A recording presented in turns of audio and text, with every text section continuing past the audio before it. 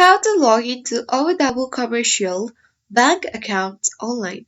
Launch a web browser, click search bar, type in ADCB and press enter on your keyboard. You will land on the result page where you need to click on the first link, which is the official link of ADCB account. Then you will reach on the official interface of Abu Dhabi Commercial Bank where you can see the login button at top right. Click on it. Here you need to choose whether it's personal banking or business banking. Now you'll reach on the section where you need to click here to go now and wait until it gets loaded. Now once you land on the section, you can easily log in with ADCBC ID or your nickname. Enter your user ID and the password. You can use the virtual keyboard.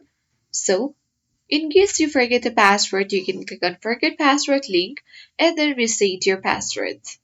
You can even search for the ADCB CID if you forget.